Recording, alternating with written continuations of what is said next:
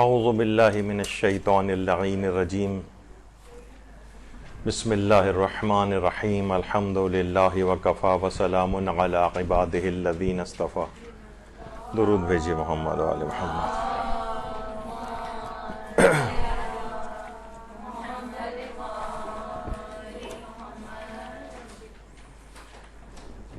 زیارات اور نماز زیارات کے سلسلے کے فقہی احکام.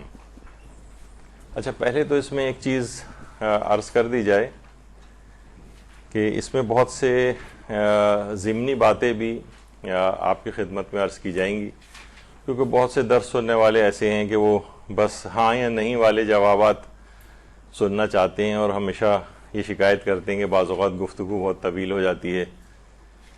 تو کیونکہ اس میں کوئی ایک پہلو نہیں ہوتا، مثلا کوئی ایک مسئلہ بیان ہو رہا ہے تو اس کے ضمن میں اس کے پیٹ میں بہت سارے مسئلے ہوتے ہیں جو کہ بیان کیے جاتے ہیں، اور پھر یہ ایک ایک دو دو تین تین پانچ پانچ منٹ کے کلپس کے لحاظ سے بنایا نہیں جا رہا ہے، بلکہ طالبات کی ایک تربیت کی جا رہی ہے، انہیں معاشرے میں کام کرنا ہے، ان کو بیک گراؤنڈ انفارمیشن اس کی ہونی چاہیے. تو ابھی آپ دیکھیں گے کہ اس میں ضمنی کتنے سارے مسئلے، زیارات کے سفر کے سلسلے کے کچھ اہم فقہی احکام ہیں. نماز زیارت کے سلسلے میں لوگ بہت سارے سوالات کرتے ہیں، آپ کے دماغوں میں بھی اٹھتے ہوں گے، تو ان تمام پہلوؤں کو انشاءاللہ بیان کیا جائے گا. دیکھیے، سب سے پہلی بات تو یہ ہے کہ اس قدر ثواب ہے زیارت امام حسین علیہ السلام کا. اللہم صلی علی محمد و آل محمد، کہ ہمارے چھٹے امام جعفر صادق علیہ السلام اللہم صلی علی محمد و آل محمد یہ بات بیان کرتے ہیں کہ امام حسین کی زیارت کرنے والوں کے لیے اس کے گناہوں کو پل بنا دیا جائے گا، جو اس کے گھر کے دروازے پر ہوگا اور پھر وہ اس کو عبور کر لے گا، جس طرح کوئی پل کو عبور کر کے پیچھے چھوڑ دیتا ہے. یعنی اس طرح سے اس کے گناہ بالکل معاف ہو جائیں گے اور وہ پاک و پاکیزہ ہو کر زیارت کے سفر سے واپس آئے گا. اور اس قدر ثواب ہے خود زائر کا. زائر کہ کتنے بڑے بڑے علماء ہیں، جیسے آیت اللہ شیخ محمد باقر ایروانی، یعنی یہ وہ عالم دین ہیں کہ جو آیت اللہ خوئی کے بھی شاگرد رہ چکے ہیں، آیت اللہ باقر الصدر کے بھی شاگرد رہ چکے ہیں، آیت اللہ سعید الحکیم کے بھی شاگرد رہ چکے ہیں، اور آیت اللہ سیستانی کے بھی شاگرد رہ چکے ہیں، اور اب یہ خود درس خارج دیتے ہیں نجف میں استدلالی فقہ کا. ان سے جب یہ سوال کیا گیا کیا وجہ ہے کہ بڑے بڑے علماء، مراجع، فقہا، زوار حضرت ابا عبداللہ کے سامنے اپنی ہر حیثیت کو بھول کر زائرین کی خدمت پر تیار ہو جاتے ہیں. یعنی کوئی بوٹ پالش کرتا ہوا وہاں پہ نظر آ رہا ہے، کوئی زائرین کے پاؤں کو دھوتا ہوا نظر آ رہا ہے. تو آیت اللہ باقر ایروانی نے جواب دیا، کس مقام اور مرتبے کی آپ بات کرتے ہیں، کس حیثیت کو ہماری بھولنے کی آپ بات کرتے ہیں؟ میں زوار حسین کے جوتے پالش کرنا بھی اپنے لیے سعادت سمجھتا ہوں، اور ایسا نہیں کہ میں نے اپنی کسی حیثیت کو قربان کیا ہو، بلکہ میں خادم حسین بننے کی حیثیت پر امام حسین کا شکر گزار اور ممنون ہوں کہ ہمیں ان خدمتوں کا موقع مل رہا ہے. بہت اہم بات ہے یہ.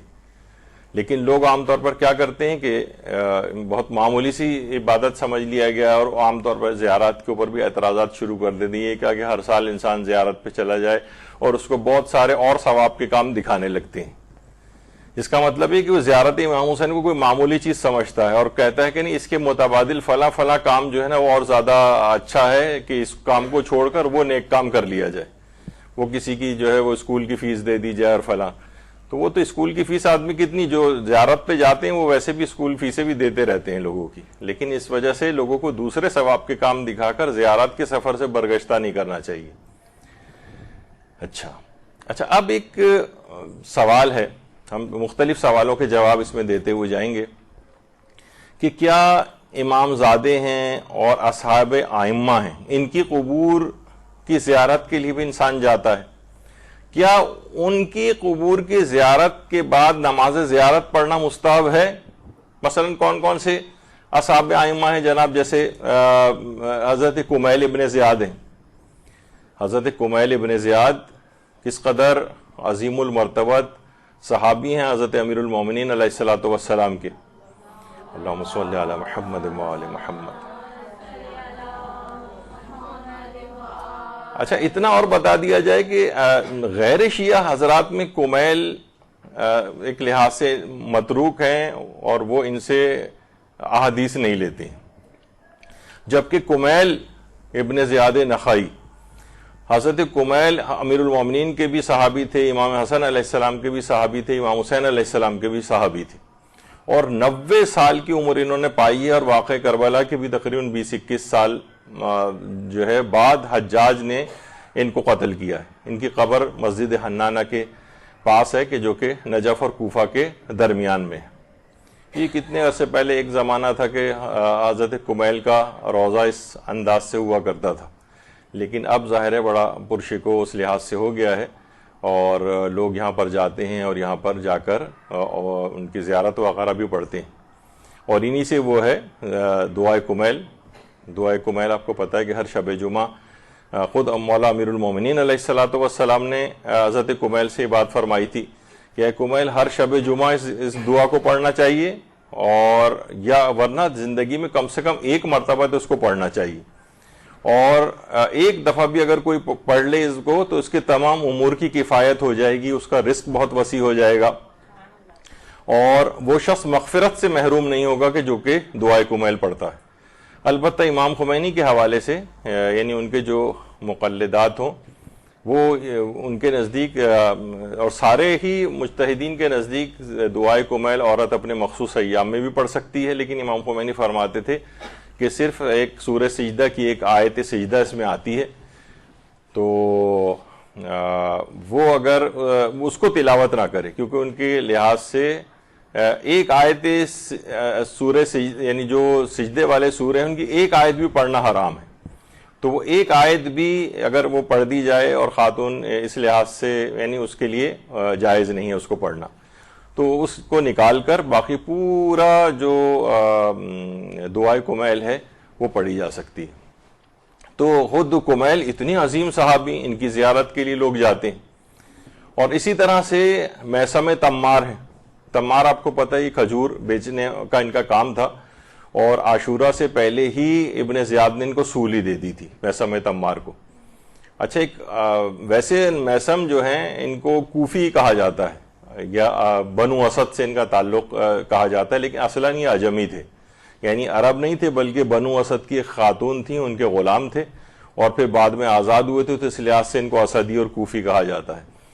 تو یہ بھی 3 ائمہ کے صحابی تھے، اور میثم تمار کے متعلق کہا جاتا ہے کہ یہ غیبی علوم سے بھی آگاہ تھے، اور جب انہیں تختہ دار پہ لٹکایا گیا تھا اور یہ فضائل امیر المومنین بیان کر رہے تھے، تو یہ پہلے شخص ہیں کہ جن کے منہ میں لگام ڈالی گئی تھی، لگام، اور پھر خنجر سے بھی وار کر کے پھر بہرحال ان کی شہادت ہوئی تھی۔ اور اس قدر قرآن کی تفسیر کے ماہر تھے کہ جو خود مفسر قرآن ابن عباس، حضرت عبداللہ ابن عباس جو خود مفسر قرآن تھے، ان سے میثم تمار کہتے تھے کہ اے ابن عباس تفسیر قرآن کے متعلق جو چاہو مجھ سے پوچھو۔ بہت ہی عظمت ہے، ہم لوگ سوچتے ہیں کہ شاید فقط مولا کے اس لحاظ سے ایک صحابی تھے، یعنی علمی عظمت بھی بہت زیادہ تھی میثم کی۔ ان کی قبر کی زیارت کے لیے بھی لوگ جاتے ہیں، اور وہاں پہ جب جاتے ہیں تو پھر نماز زیارت۔ اسی طریقے سے یہ خیر یہ بھی میثم تمار کی اندر سے آپ زیارت کر سکتے ہیں ان کی قبر کے۔ اللہم صلی علی محمد و آل محمد۔ اسی طرح سے حضرت حبیب ابن مظاہر۔ اچھا اتنا اور بتا دیا جائے کہ حضرت حبیب ابن مظاہر یہاں پر زیادہ مشہور ہے، اور ویسے آیت اللہ مامقانی جو تھے، جو کافی رجال کے بھی ماہر تھے، وہ یہ کہتے تھے کہ اصل اس کا تلفظ جو ہے وہ مظاہر ہی ہے، اور وہ بہت سے زیارت ناموں کو بیس بناتے تھے دلیل کے طور پر کہ ان میں مظاہر آیا ہے۔ لیکن آیت اللہ محسن امین عاملی ہیں، اس کے برخلاف بھی ایک نظریہ ہے۔ ان کے میں نام کے تلفظ کے اعتبار سے ایک چیز بتا رہا ہوں، وہ کہتے تھے کہ اس کو صحیح طور پر تلفظ کرنا چاہیے حضرت حبیب ابن مظہر، یہ ہے اصل لفظ۔ اور ہاں، اور انہوں نے کہا کہ اصل میں متاخرین جو علماء ہیں ان کے اندر یہ لفظ تبدیل ہوتے ہوتے مظاہر ہو گیا ہے، جو کہ غلط ہے، اصل میں مظہر بروزان مطہر ہے یہ۔ تو بہرحال یہ علماء میں ہے، اور یہاں پر ہمارے ہاں انڈو پاکستان میں مظاہر ہی زیادہ رائج ہے۔ اور سوچیں کہ اس قدر ان کی عظمت تھی، ان کی زیارت کے لیے بھی، قبر کی زیارت بھی خود، کیونکہ حضرت امام حسین علیہ السلام کی قبر مبارک کے 10 میٹر کے فاصلے پر ہی حضرت حبیب کی قبر ہے، اور ان کی قبر کی زیارت کے لیے بھی لوگ جاتے ہیں. تو اس قدر عظمت تھی کہ امام حسین فرماتے تھے کہ حبیب ہر شب میں ایک قرآن ختم کرتے تھے. اور حافظ جو اہل سنت کے علماء ابن حجر عسقلانی، انہوں نے ان کو صحابی رسول بھی قرار دیا ہے. البتہ شیخ طوسی ہیں، انہوں نے ان کو حضرت امیر المومنین کا اور امام حسین کا صحابی بتایا ہے، اور کہیں پہ بھی صحابی رسول کے طور پر ان کا تذکرہ نہیں کیا ہے. لیکن اہل سنت علماء جو ہے ان کو صحابی رسول قرار دیتے ہیں، اور امکان بھی اسی کا ہے، چاہے انہوں نے اس کو نہ لکھا ہو. اور خود ان کی اتنی عظمت تھی کہ زیارت ناہیہ میں امام زمانہ علیہ السلام نے ان کو سلام کیا ہے. اللہم صلی علی محمد و آل محمد. اب جب جا ہی رہے امام حسین کی قبر کی زیارت بھی ہو رہی ہے اور وہاں نماز زیارت پڑھی جا رہی ہے. اسی طرح حبیب ابن مظاہر، یہ خود صحابی امام ہیں، اور ان کی بھی زیارت، اب ان کی زیارت کا فقہی حکم کیا ہے بھی بتاتا ہوں. اسی طرح امام زادہ، مثلا امام زادہ یاسر و ناصر ہیں، حضرت امام موسیٰ کاظم علیہ السلام کے فرزندوں میں سے ہیں. اللہم صلی علی محمد و آل محمد. اور جن جن لوگوں نے زیارت کے ایران کے سفر کیے، انہیں پتہ ہے کہ مشہد سے تقریباً 5 کلومیٹر کے فاصلے پر ان کا جو ہے وہ روضہ ہے، دونوں امامزادوں کا. تو اچھا، اتنا، اور تھوڑا سا ایک بیچ میں ایک چیز اور آ گئی ہے. کچھ عرصے پہلے یہاں پر مولانا تقی مہدوی صاحب قبلہ تشریف لائے تھے، تو ان سے اسی طرح جو مختلف وہاں پر بہت زیادہ روضے بنے ہوئے امامزادوں کے، ان کے حوالے سے بات ہو رہی تھی. تو وہ فرما رہے تھے کہ ان کے اپنے استاد ہیں جو کہ اس میں ایران میں سب سے زیادہ تخصص رکھتے ہیں امامزادوں کی تحقیق میں. تو انہوں نے بہرحال اپنی اس لحاظ سے بات بتائی کہ تقریباً 70-75% ایسے امامزادے جن کے وہاں پر روضے بھی بنے ہوئے ہیں، ان کا ثابت نہیں ہے کہ ان کا یہ امامزادے ہیں. تو لیکن یہ کہ شہرت بہت ہو گئی ہے، اور اس کے اندر شہرت بھی جو ہے وہ سمجھی جاتی ہے اوتھینٹک، کہ اگر شہرت ہو گئی کہ فلاں شخص جو ہے، تو اس میں کوئی وہ نہیں کرنا چاہیے. جیسے کہ میں نے آپ کو شاید اس سے پہلے بتایا تھا کہ حضرت زینب سلام اللہ علیہا کے متعلق، اللہم صلی علی محمد و آل محمد، کہ شیعوں کا قول مشہور یہ ہے کہ ظاہر ہے کہ وہ دمشق میں دفن ہے، جہاں سب لوگ ان کی زیارت کے لیے جاتے ہیں، لیکن ان کا ایک روضہ مصر میں بھی ہے اور ان سے منسوب ہے. اور کچھ ہمارے علماء اس بات کے بھی قائل ہیں کہ وہ اگرچہ وہ قول اس لحاظ سے شہرت نہیں رکھتا ہے، لیکن وہ تو آیت اللہ صافی گل پائگانی فرماتے تھے کیا اس میں مسئلہ ہے کہ آپ دونوں جگہوں کی زیارت کے لیے چلے جائے کریں. یہ تو خیر ہے ہی قول مشہور اور اطمینان بخش ہے کہ ان کا روضہ یہی ہے. اور لیکن یہ کہ جب ایک احتمال اور امکان موجود ہے، اور وہ بھی علماء اس کے بھی کچھ قائل رہے ہیں، یا بہت کچھ علماء ایسے بھی ہیں کہ مثلا جن کا محسن امین عاملی، وہ ان کا نظریہ یہ تھا کہ حضرت زینب مثلا مدینہ منورہ ہی میں دفن ہے. وہ کہتے ہیں ان کا مدینہ آنا تو ثابت ہے، لیکن مدینہ سے باہر جانا ثابت نہیں. تو علماء میں تاریخی بہت سے اصل میں چیزیں ہمارے ہاں بہت زیادہ عقائد کی طرح سے تاریخ کی باتوں کو لے لیا جاتا ہے، لیکن بہرحال قول مشہور وہی ہے کہ وہ دمشق میں دفن ہے. تو میں یہ بتا رہا تھا کہ بہت سے امامزادوں کے حوالے سے یہ ہوتا ہے کہ ان کا ہونا ثابت بھی نہیں ہے، لیکن پھر بھی آیت اللہ تقی بہجت یہ بات فرماتے تھے کہ اولاد ائمہ کے قبور کی زیارت کے لیے جایا کرو. یہ تمام حضرات جو ہیں ایک میوے کی مثال ہے، یعنی وہ اس کی مثال دیتے تھے جیسے مختلف وائٹامنس ہوتے ہیں، اور ہر وائٹامن کی الگ خصوصیت ہوتی ہے. Vitamin A, B, C, D اور وائٹامن کے، اور اس طرح سے بہت ساری ورائٹی. ہر وائٹامن کے الگ الگ خصوصیات اور فائدے ہیں، ہر پھل کے الگ خصوصیات اور فائدے ہیں. تو وہ کہتے تھے کہ ہر ایک کی زیارت کے لیے انسان جائے اور الگ الگ فوائد بہرہ مند ہو جائے اس سے. تو یہ ایک اس کے اندر آتا ہے کہ کیا امام زادوں اور اصحاب ائمہ کی قبور کی نماز زیارت بھی مستحب ہے، جبکہ اتنے اہم ترین جو ہیں یہ اصحاب ہیں اور امام زادے، تو ان کی نماز زیارت کا خصوصی استحباب ثابت نہیں کہ ان کی نماز، بلکہ کوئی ان کے لیے نماز زیارت اصلاً وارد ہی نہیں ہوئی. لیکن اگر کوئی یہ کرنا چاہے، آیت اللہ سیستانی فرماتے ہیں کہ رجائے مطلوبیت کی نیت سے امام زادوں یا اصحاب ائمہ کی زیارت کی جا سکتی، رجائے مطلوبیت کی نیت سے کہ بھائی نماز ہی تو ہے، نماز پڑھ رہے ہیں ہم۔ البتہ یہ وہ فرماتے ہیں کہ اور زیادہ بہتر یہ ہے کہ آپ کوئی سی بھی ایک 2 رکعت نماز پڑھیں، اور اس کے بعد جن کی آپ زیارت کے لیے گئے ہوں، جس امام زادے کی یا مثلا اصحاب ائمہ کی، ان کو اس 2 رکعت نماز زیارت کا ثواب ہدیہ کر دیں، یہ زیادہ بہتر ہے۔ یعنی کیونکہ نماز زیارت الگ سے کوئی وارد نہیں ہوئی ہے، آئی نہیں ہے۔ اب آپ خود سے ایک نماز زیارت پڑھ رہے ہوں تو وہ فرماتے ہیں رجائے مطلوبیت کی نیت سے تو پڑھ سکتے ہیں، لیکن مستحب کی نیت سے نہیں پڑھ سکتے۔ مستحب کے معنی کہ مستحب یہ کہ حکم خدا یہ ہے کہ نماز زیارت پڑھی جائے، مستحب بھی تو حکم خدا ہے نا، تو مستحب کے عنوان سے کوئی زیارت آئی نہیں ہے، کیونکہ اس لحاظ سے ایک امید ثواب میں ایک اچھی چیز ہے، 2 رکعت نمازی تو پڑھ رہے ہیں، لیکن زیادہ وہ بہتر ہے، وہ یہ فرماتے ہیں کہ 2 رکعت ایک ایسی عمومی ایک نماز پڑھی جائے، کیونکہ نماز الصلاۃ خیر موضوع، بہترین موضوع ہے، چاہے کوئی کم پڑھے زیادہ پڑھے، حدیثوں میں یہی آیا ہے۔ تو بہرحال یہ زیادہ بہتر ہے کہ اس کا ثواب ان جو اصحاب معصومین ہیں یا اولاد ائمہ ہیں ان کو ہدیہ کر دیا جائے۔ اچھا، آیت اللہ خوئی بھی یہ بات فرماتے تھے کہ خصوصی استحباب ان کا ثابت نہیں، کہ خصوصیت کے ساتھ نام لے کے آیا ہو کہ جناب ان کی نماز زیارت پڑھی جائے۔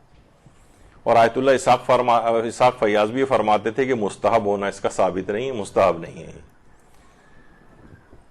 اچھا، پھر ایک سوال ایک اور چیز بھی آتی ہے، وہ یہ ہے کہ ایک سوال ہوتا ہے، کیونکہ زیارات سے ملحقہ ہم بہت سارے فقہی احکام کو اس وقت ڈسکس کر رہے ہیں، اور کچھ اس طرح کی باتیں بھی اس کے اندر آ جاتی ہیں کہ نماز کے بعد عام طور پر ہم دیکھتے ہیں کہ امام حسین علیہ السلام کی زیارت کھڑے ہو کے پڑھی جاتی ہے، پھر رخ کو بدلا جاتا ہے، اور اس کے بعد جو 8ویں امام کی زیارت پڑھی جاتی ہے، اور پھر قبلہ رخ ہونے کے بعد امام زمانہ علیہ السلام کی زیارت پڑھی جاتی۔ تو دیکھیے، سب سے پہلی بات تو یہ ہے کہ کوئی شرعی حکم نہیں ہے کہ اسی طرح سے ان 3 ہی کی پڑھی جائے۔ ویسے اور ائمہ کی بھی ملا کر کوئی چاہے تو پورے 4 معصومین کو بھی کی زیارت بھی پڑھ سکتا ہے۔ اچھا، کیونکہ الگ سے کوئی حکم نہیں ہے کہ نماز کے بعد لازمی زیارت پڑھی جائے، تو پھر ہمارے یہاں رائج کیسے ہو گئی ہے؟ کیونکہ دیکھیے اصلاً زیارت کیا ہے؟ سلام ہے، ہم سلام کر رہے ہیں ان کو۔ دیکھیے اس کی وجہ، رائج ہونے کی وجہ شاید جنہوں نے رائج کی ہو اس کو، اور شیعہ ثقافت میں اس لحاظ سے آ گئی ہے کہ امام حسین علیہ السلام نے اس قدر عظیم قربانی دی، تو ایسا نہ ہو ایک بالکل ایک جنگل بیابان میں وہ شہید کر دیے گئے، تو ایسا نہ ہو کہ ان کی اس عظیم قربانی کو بھلا دیا جائے۔ تو روزانہ ہر نماز کے بعد ان کو سلام کر کے ان کو یاد کیا جائے۔ ایک تو وجہ امام حسین کے حوالے سے یہ، یعنی امام حسین علیہ السلام کی زیارت ہم یوں پڑھ رہے ہیں کہ ان کی اس عظیم قربانی کو بھولا نہ دیا جائے، اور روزانہ کئی مرتبہ ہر نماز کے بعد اس طرح سے ہو رہا ہے۔ یہ جس اعتبار سے بھی اس کو رائج کیا گیا، بہت اچھا رائج کیا گیا، اگرچہ یہ نماز کا جز نہیں ہے، لیکن یہ کہ بہرحال اس کو رائج کیا گیا تو بہت اچھا ہے کہ لوگ اس کو کہیں بھلا نہ دیں۔ اسی طریقے سے مثلاً حضرت امام علی رضا علیہ السلام کی زیارت جو ہے وہ پڑھی جاتی ہے، اللہم صلی علی محمد وآل محمد، کہ امام تمام لوگوں سے دور ایک غریب الوطنی میں شہید کر دیے گئے، ایسا نہ ہو کہ ان کی زیارت کو بھی بھلا دیا جائے اور ان کو فراموش کر دیا جائے، تو ان کی زیارت کو بھی الگ سے 8ویں امام کی کو خاص طور پر یہ رائج کیا گیا۔ اور ایسا نہ ہو کہ امام زمانہ علیہ السلام کی طولانی غیبت سے لوگ اتنی غیبت کا زمانہ اتنا طولانی ہو گیا کہ ان کو بھی کہیں فراموش نہ کر دیا جائے، تو ہر نماز کے بعد ان کو سلام کر کے ان کو یاد رکھا جائے۔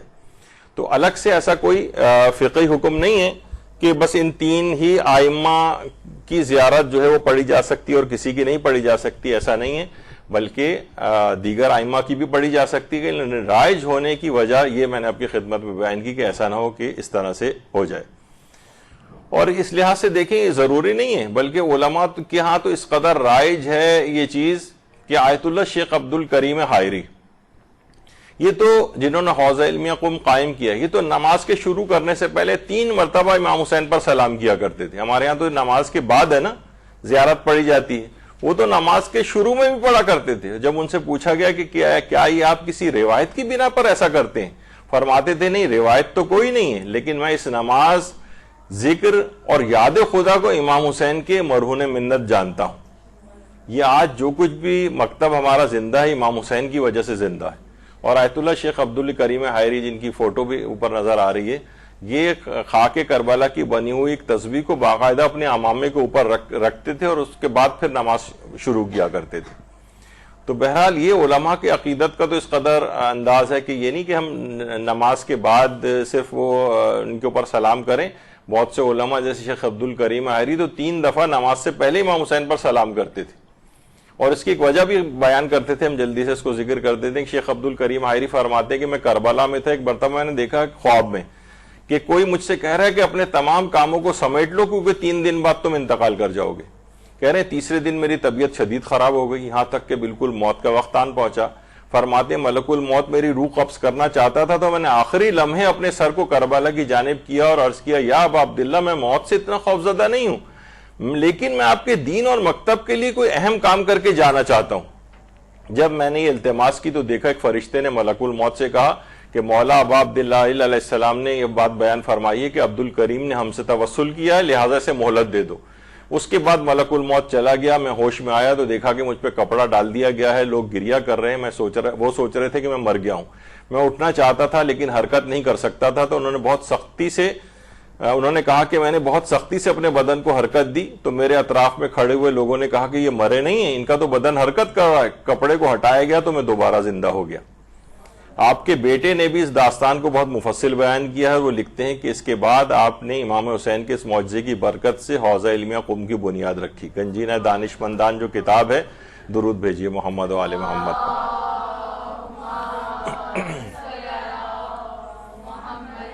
اس وجہ سے شیخ عبدالکریم حائری امام حسین کے توسط سے ہی ان کو زندگی ملی تھی، ان کے وسیلے سے، اور اتنا بڑا کام ان سے لینا تھا کہ حوزہ علمیہ قم کی بنیاد اس کے بعد رکھی ہے انہوں نے۔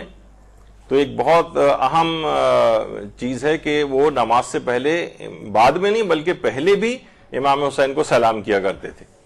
امام خمینی کے متعلق مشہور ہے کہ امام خمینی ہر نماز سے پہلے اور ہر نماز کے بعد سید الشہداء سے اظہار عقیدت فرماتے تھے۔ ان کو اس سے پہلے بھی سلام کرتے تھے اور اس کے بعد بھی سلام کرتے تھے، یعنی پہلے بھی زیارت پڑھتے تھے ان کی اور اس کے نماز کے بعد بھی زیارت پڑھتے تھے۔ اور اسی طرح سے آیت اللہ سید عبدالحادی شیرازی کے متعلق بھی ملتا ہے کہ ہمیشہ نماز کی تکبیرۃ الاحرام سے پہلے کہا کرتے تھے السلام علیک یا ابا عبداللہ الحسین۔ فرماتے تھے کہ نماز کی تکبیرۃ الاحرام سے پہلے امام حسین کی زیارت کا مختصر سا جملہ نماز میں خشوع و خضوع پیدا کرنے کے لیے بہت مجرب ہے۔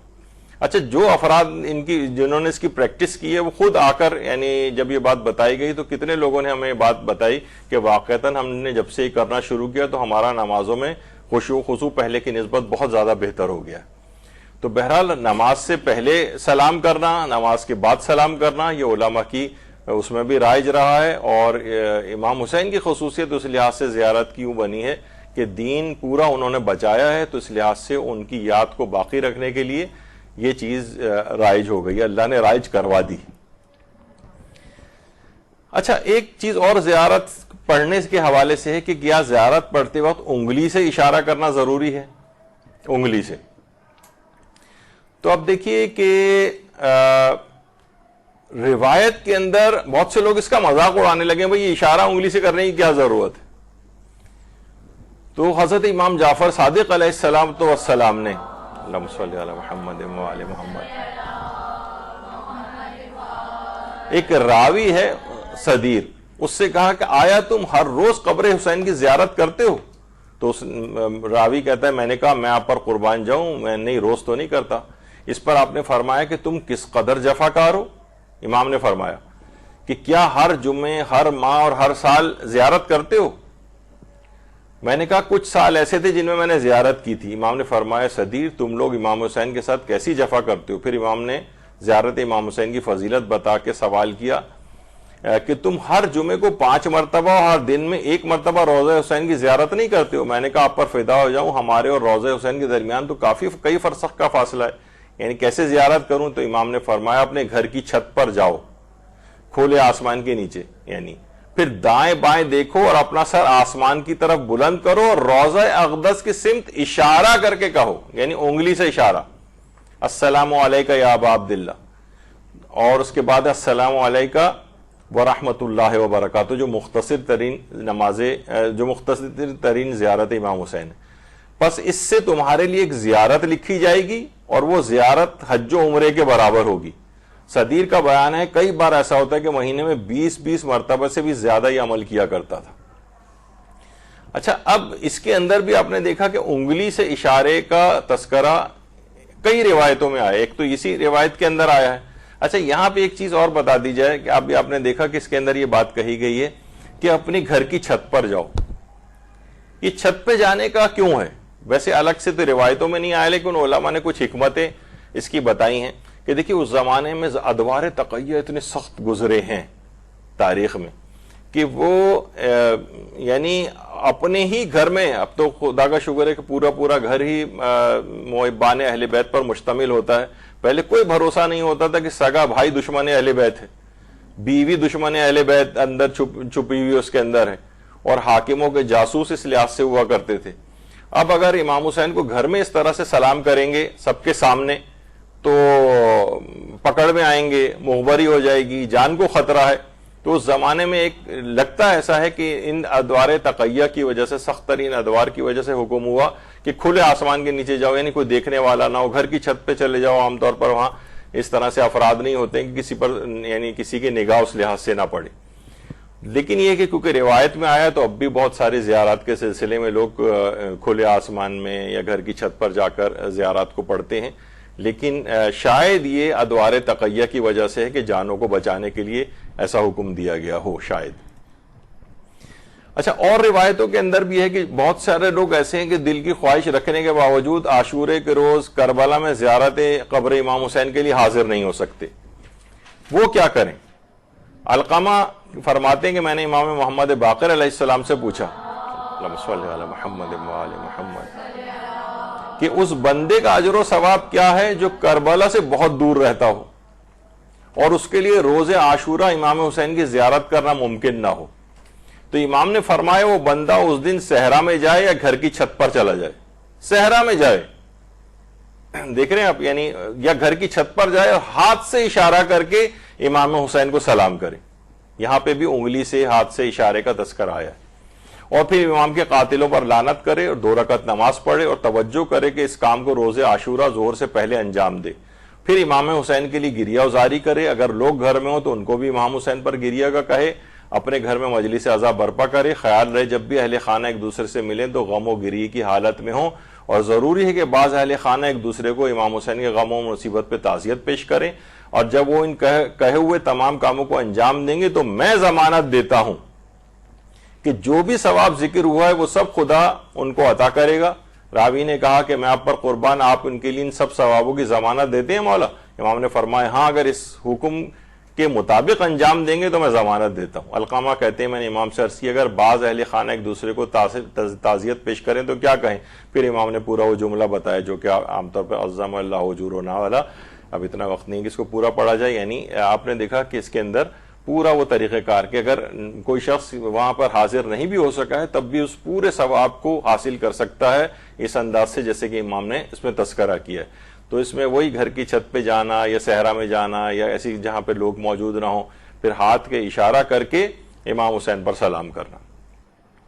تو یہ بھی حکم ہو گیا کہ بہت اصل میں لوگ بہت ان چیزوں کا مذاق اڑانے لگے کہ بھئی یہ کیا زیارت ہی تو پڑھنی ہے، اور بہت سے لوگ سیدھا ہاتھ کر کے بھی بالکل کھڑے رہتے ہیں کیونکہ ہم دور سے زیارت پڑھ رہے ہیں۔ تو روایات جس کے اندر دور سے زیارت پڑھنے کا حکم ہے تو اس میں خاص طریقہ بھی بتایا گیا کہ اس طرح سے، خیر ہاتھ چھوڑ کر بھی پڑھ سکتے ہیں، لیکن اگر حدیث کے اوپر عمل ہی ہو جائے اور انگلی سے اشارہ کر دیا جائے تو اس میں کیا حرج ہے۔ اچھا، اب یہ جو نماز زیارت کے بعد پڑھی جاتی اس کا فلسفہ کیا ہے، یہ کیوں پڑھی جا رہی؟ دیکھیے عام طور پر اصل زیارت تو وہی ہے نا جو قبر پہ جا کر ہوتی، قبر کے پاس انسان پہنچتا ہے وہاں زیارت پڑھتا ہے۔ تو دیکھیے نماز زیارت یعنی زیارت کی جو نماز ہے وہ اللہ کے لیے پڑھی جا رہی، کیونکہ نماز ہوتی ہے اللہ کے لیے۔ ہم کسی امام کو تو سجدہ بھی نہیں کرتے ہیں، نہ ہم کسی امام کی کوئی عبادت کرتے ہیں، نماز پڑھی جا رہی ہے اللہ کے لیے۔ تو قبر ایسا نہ ہو کہ شیعت پر یہ الزام لگ جائے کہ یہ لوگ قبر پرستی کرتے ہیں، قبر کو اپنا معبود بناتے ہیں، قبر کو جا کر مثلا سجدہ کرتے ہیں. اس الزام کو ہٹانے کے لیے بھی غالباً کہ ایسا نہ ہو کہ ان کے اوپر کسی طرح کی قبر پرستی کا الزام لگ جائے، جیسے کہ بہت سے لوگ ابھی تک کرتے ہیں. تو یہ بہت بڑا ایک حکم اس لحاظ سے ہے کہ انسان 2 رکعت نماز زیارت اللہ کے لیے پڑھے، قبلہ رخ ہو کر اللہ کے لیے، تاکہ تم پر سے الزام ہٹ جائے کہ تم کوئی قبر پرستی کرنے کے لیے یہاں پر آئے ہو یا ان کو معبود سمجھ کر یہاں پر آئے ہو. جیسے کہ اس کے باوجود بھی یہ الزام خیر لگا ہے، لیکن ہمارے پاس بہت سالڈ اس کے آرگومنٹس ہوتے ہیں، دلائل ہوتے ہیں کہ ایسا کچھ بھی نہیں ہے. ہم کوئی قبر پرستی نہیں کرتے ہیں، قبر کی زیارت کا حکم دیا گیا ہے، اور امام حسین کی قبر کی زیارت کو تو الگ سے کتنی کثیر تعداد میں حکم موجود ہے. اور یہاں کر ہم اس عمل سے کہ ہم جو نماز زیارت پڑھ رہے ہیں اس بات کی نفی کرتے ہیں کہ پروردگار، یعنی لوگوں کو بھی اس لحاظ سے ابلاغ کرنے کے لیے کہ ہم صرف عبادت اللہ کی کرتے ہیں اور اسی کے حکم کے تحت یہاں زیارت کے لیے آئیں، تاکہ یہ چیز ہو جائے کہ ہم قبر کی پرستش نہیں کرتے بلکہ اللہ کی پرستش کرتے ہیں. اس وجہ سے نماز زیارت کا ایک حکم شاید رکھا گیا ہو. یعنی اس میں مختلف احتمالات ہیں. بہرحال اچھا، اب کیا نماز زیارت سے پہلے اذان و اقامت دی جا سکتی ہے؟ ایک سوال ہے یہ بھی. نماز زیارت سے پہلے اذان و اقامت، تو اس کا جواب یہ ہے کہ نماز زیارت سے پہلے اذان و اقامت کا کوئی فقہی حکم، کوئی اللہ کا حکم موجود نہیں، غیر مشروع ہے. یعنی مشروعیت اس کی نہیں ہے، شریعت میں اس کا کوئی حکم نہیں ہے.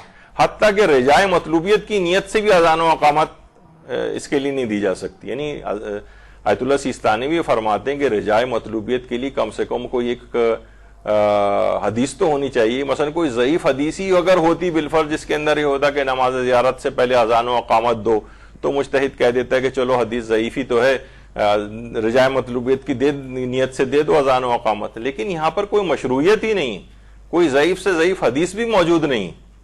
دیکھیے بہت سی اذان و اقامت جس طریقے سے یہ نماز جنازہ پڑھی جاتی ہے تو الصلاۃ الصلاۃ 3 دفعہ کہا جاتا ہے، لیکن الگ سے کوئی اذان یا اقامت کہنے کا حکم نہیں. وہ بھی اس لحاظ سے روایات میں آیا ہے تو الصلاۃ الصلاۃ 3 دفعہ جو ہے وہ کہا جاتا ہے اس سے پہلے، لیکن اس میں کوئی مشروعیت نہیں ہے. تو نماز زیارت سے پہلے کسی اذان اور اقامت کی کوئی ضرورت نہیں، اور براہ راست جو ہے وہ نماز زیارت تکبیرۃ الاحرام کہہ کے پڑھی جائے. نماز زیارت کی نیت کیسے کی جائے؟ بس نیت یہی کی جاتی کہ نماز زیارت پڑھ رہے ہیں. اصلاً اس پہ بھی ہماری پوری جو نماز، بہترین نماز کیسے پڑھے گی، جو ایک سیریز چلی تھی، تو اس میں نیت کی بھی چیزیں بہت ساری بتائی گئی تھی. تو لوگ عام طور پر نماز زیارت کی نیت، لوگ سوچتے ہیں نیت اس میں بہت زیادہ پورے الفاظ کہنے ضروری ہوتے ہیں. ہم مساجد کے اندر دیکھتے ہیں کہ اتنی دیر تک لوگ نیت کرنے میں لگاتے ہیں کہ پیش امام تقریباً سورہ الحمد بھی ختم کر چکا ہوتا ہے اور یہ نیت بھی نہیں ان کی پوری نہیں ہوئی ہوتی. میں نماز پڑھتا ہوں واجب قربتاً، اتنی دیر لگا رہے ہوتے ہیں کہ برابر والے کو بھی آواز آ رہی ہوتی ہے. ہم نے خود اپنی آنکھوں، اپنے کانوں سے سنا ہے، آنکھوں سے دیکھا ہے کہ لوگ جو ہیں جناب اس طرح سے پوری الحمد نکل چکی ہوتی ہے، ان کی نیت ہی ختم نہیں ہو رہی ہوتی اور ثواب سے بھی محروم ہوتے ہیں.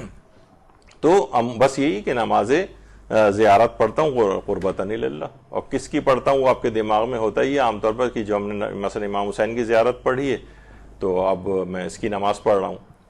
تو اس میں لحاظ سے اس کی الگ سے کوئی خاص الفاظ نیت کرنے کی اس میں ضرورت نہیں. کیا نماز زیارت جماعت سے پڑھی جا سکتی ہے؟ جماعت سے مثلا یہ عام طور پہ دماغ میں آتا ہے کہ پورا کاروان گیا ہوا ہے کسی جگہ اور وہ بعض اوقات جلدی بھی کر رہے ہوتے ہیں. اب ہر شخص کو اگر چھوڑ دیا جائے عام طور پر کہ بھئی نماز زیارت سب لوگ پڑھ لیں، تو کوئی دیر سے پڑھ رہا ہے، کوئی اور کاروان کو چلانا ہوتا ہے، تو دماغوں میں آتا ہے کہ ایسا نہ ہو کہ ایک جماعت کرا دی جائے تاکہ لوگ فوراً ایک ہی حلے میں فارغ ہو جائیں جلدی سے 2 رکعت نماز پڑھ کے.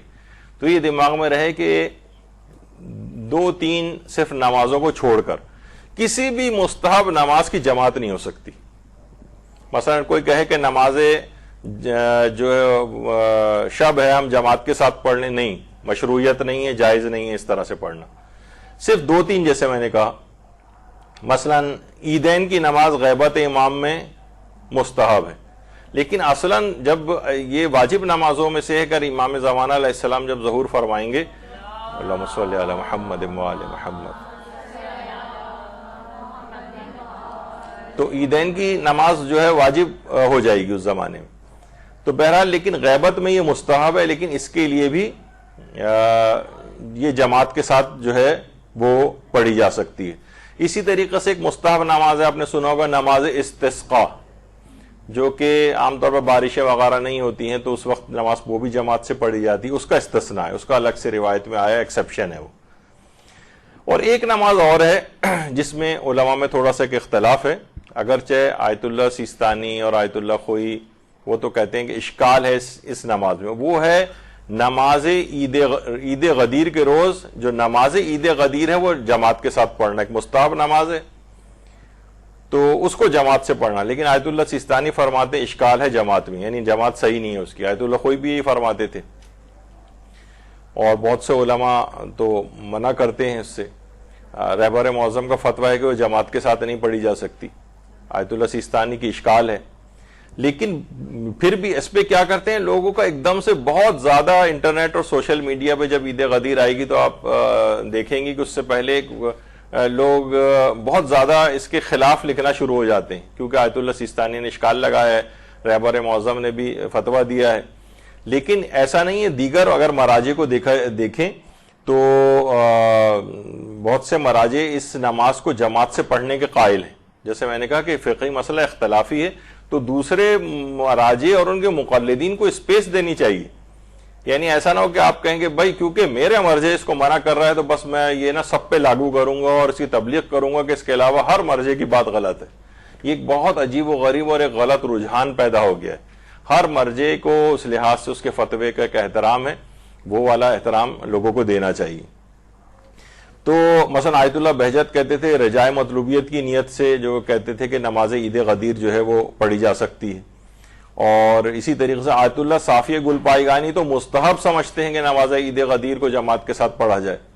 آیت اللہ صادق روحانی جو ہے موجودہ مجتہدین کی اس میں آتے ہیں زندہ مراجع میں سے، وہ بھی اس بات کے جو ہے وہ قائل ہیں کہ اس کو پڑھا جا سکتا ہے. تو بہرحال یہ ایک دماغ میں رہے. تو لیکن نماز زیارت جو ہے مستحب نماز ہونے کی بنا پر یہ اس قانون کے اندر آتی ہے، کوئی مستحب نماز جماعت سے نہیں پڑھی جا سکتی. اور وہ جو 2-3 استثناءات میں نے پیش کیے ہیں وہ عام قانون کے اندر ایکسیپشن ہے، استثناء ہے. وہ قانون یہی ہے کہ کوئی مستحب نماز جماعت سے نہیں پڑھی جا سکتی. وہ 2-3 ایکسیپشن آئے ہیں، ان کو چھوڑ کر باقی ہر جگہ قانون چلے گا، اور یہ نماز زیارت پر بھی چلے گا. اب یہاں ان لوگوں کے حوالے سے پھر کہہ رہے ہیں جو کہتے ہیں کہ بات کو مختصر رکھا کریں، تو اس کا یہ کہ نماز زیارت جماعت سے نہیں پڑھی جا سکتی. لیکن اسی کے پیٹ میں یہ والا مسئلہ تھا کہ 2-3 نمازیں ایسی ہیں کہ جن میں ایک ایکسیپشن ہے. ایسا اب مختصر اگر بات کریں گے تو لوگ فوراً نیچے مثلا درس کے نیچے کمنٹس میں لکھنا شروع ہو جاتے ہیں نماز عیدین بھی تو مستحب ہے، تو اس کے اندر وہ بھی تو جماعت سے پڑھی جاتی ہے. تو ساری چیزیں جب آئیں گی تو ہر ایک تفصیل آئے گی اس کی. پھر اگر کم کہیں گے وہ کہیں گے نماز عید غدیر، تو وہ کہیں گے وہ تو اشکال لگا ہے، تو ہم نے یہ بھی بتا دیا ان کا اشکال ہے، ان کا فتویٰ ہے، وہ مستحب قرار دیتے ہیں، وہ رجائے مطلوبیت قرار دیتے ہیں. اب بات طویل ہو گئی. تو وہ بات اگر واضح بالکل کرنی ہے تو کچھ نہ کچھ تفصیل میں تو اس لحاظ سے جانا پڑتا ہے. اس لحاظ سے زیارات کے سفر میں ایک اور بھی ہے کہ حائضہ عورت، اصل میں اس کو صحیح اس کا وہ ہے حائض عورت کے لیے حرم ائمہ میں داخل ہونے کا کیا مسئلہ ہے. دیکھیے صحن اور ہال میں آیت اللہ سیستانی فرماتے ہیں داخل ہونا جائز. یعنی ایسا نہیں کہ وہ بالکل اس مین دروازے سے انٹرنس سے داخل ہی نہیں ہو سکتی، نہیں ایسا نہیں. وہ فرماتے ہیں اندر بھی آ سکتی ہے، صحن میں آ سکتی ہے، ہال میں آ سکتی ہے، لیکن احتیاط واجب کی بنا پر وہ 4 دیواری جس میں ذریعہ مبارک ہے، وہ کمرہ، اس میں احتیاط واجب ہے کہ داخل نہیں ہو سکتی.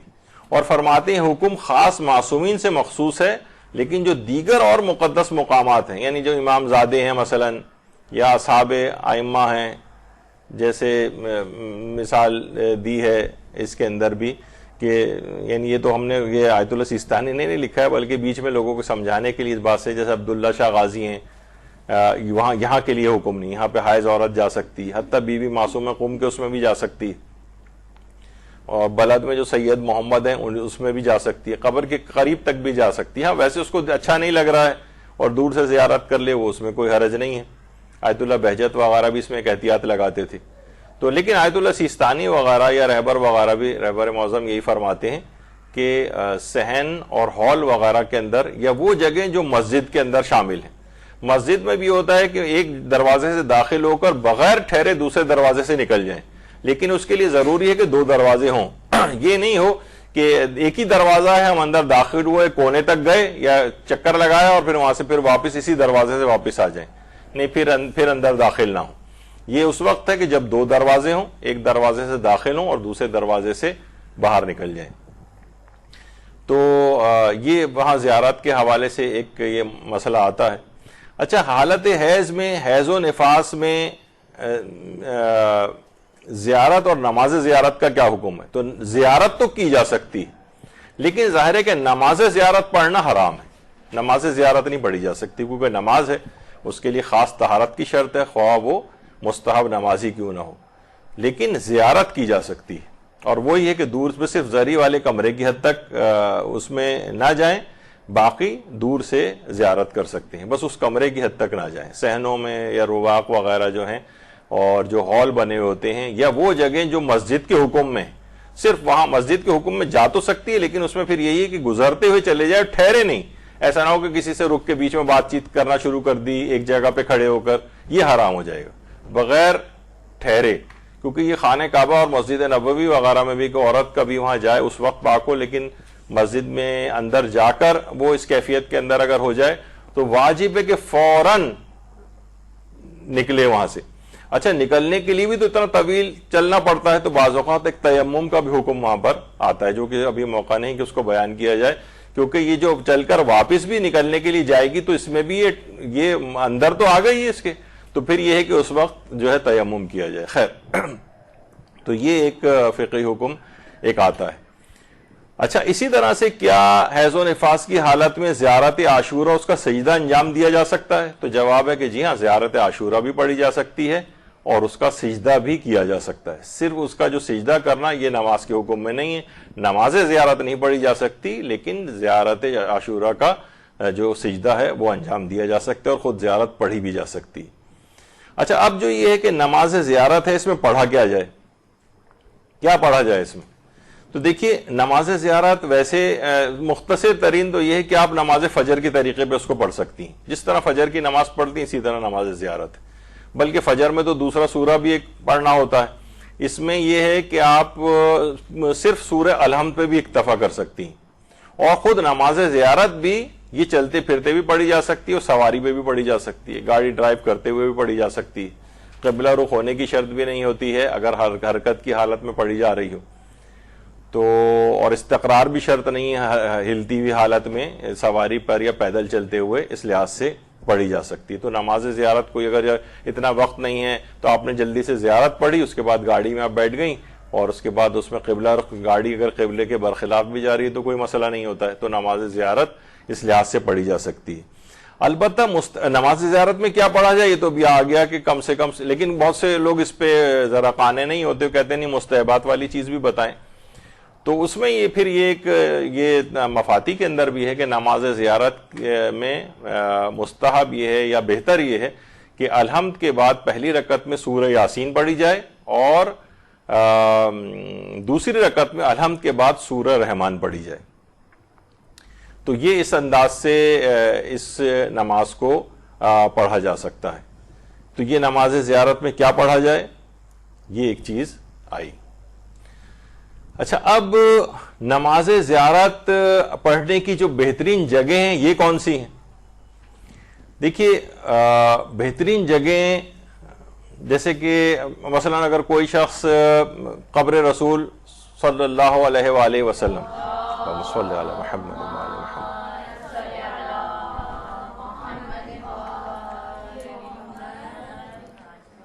تو وہاں تو روضہ رسول سب سے بہترین جگہ کہ نماز زیارت بھی آپ وہیں پر پڑھیں. لیکن ظاہر ہے کہ وہ وہاں پر لمیٹیشن ہے، قبر رسول کے قریب کوئی اس لحاظ سے جانے نہیں دیتا ہے، نہ وہاں جانے کا اس لحاظ سے کوئی رستہ ہے جہاں عام طور پر لوگ نماز پڑھتے ہیں، بس وہاں پڑھ سکتا ہے وہ روضہ رسول میں کسی بھی جگہ. لیکن دیگر جو معصومین ہیں ان کے سرحانے نماز پڑھنا کی جو جگہ ہے وہ ہے ان کا سرہانہ. سر اقدس جس جگہ پر ہوتا ہے اس میں قبلہ رخ ہو کر اس کے پیرالل جو ہے وہ نماز پڑھی جائے. یعنی یہ نہ کرے کہ قبر معصوم کو پیچھے اگر وہ کر رہا ہے، مثلا قبر کے آگے آ کر کھڑا ہو گیا اور وہاں جا کر اس نے نماز شروع کر دی، جیسے کہ خود پیغمبر اکرم صلی اللہ علیہ وآلہ وسلم، اللہم صلی علی محمد وآل محمد، ان کی قبر سے ذرا سا آگے والا حصہ بھی مسجد کے اندر جو ہے وہ آگے ہے، اور اس میں پیش امام حضرات بھی اکثر وہاں پہ کھڑے ہو کر نماز پڑھاتے ہیں اور پیچھے لوگ بھی وہاں پہ نماز پڑھنے لگتے ہیں. تو خیر وہ اگر وہ بالکل سامنے نہیں ہے قبر کے اور دائیں بائیں ہٹ کر ہے، لیکن پھر بھی یہ پیغمبر سے آگے بڑھنے کے لحاظ سے ایک چیز ہو جاتی ہے. تو اس طرح سے نہ کرے کہ اگر قبر معصوم کو اس نے پیچھے کر کے نماز پڑھی، اچھا اس میں ضروری نہیں صرف نماز زیارت، کوئی بھی نماز اگر وہ پڑھ رہا ہے تو اس کو اگر عرف میں توہین معصوم سمجھا جا رہا ہے تو پھر یہ کام جائز نہیں ہوگا. اچھا یہ ہوا تھا 13ویں صدی ہجری میں، ایک فرقہ، ایک گمراہ فرقہ ہے، فرقہ شیخیہ، اس نے قبر یا حرم ائمہ کو قبلہ بنا کر نمازیں شروع کر دیں. یعنی قبلہ اور نمازی کے درمیان میں قبر کی طرف رخ کر کے جو ہے وہ نماز پڑھنی شروع کر دی تھی. یعنی قبلہ تو اپنی جگہ پہ ہے، قبلہ رخ پڑھ رہے ہیں، لیکن درمیان میں قبر معصوم ہے اور پھر اس کے پیچھے کھڑے ہو رہے ہیں.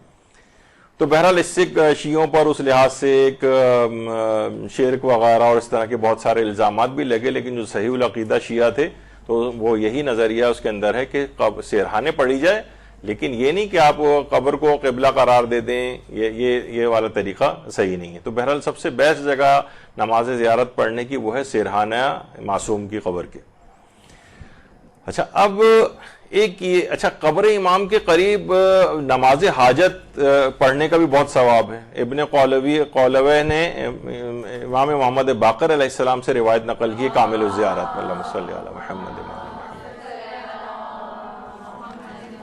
اس قدر امام کی قبر کے قریب تاکید ہے کہ امام نے فرمایا کہ آپ نے ایک شخص سے فرمایا کہ اے فلاں، جب تمہیں کوئی حاجت درپیش ہو تو امام حسین کی قبر شریف کے نزدیک جا کر 4 رکعت نماز پڑھو، 2 رکعت کر کے پڑھی جاتی ہے، اور پھر اپنی حاجت کو طلب کرو، کیونکہ وہاں فریضہ نماز کا پڑھنا حج کے برابر اور نافلہ نماز کا پڑھنا عمرے کے برابر.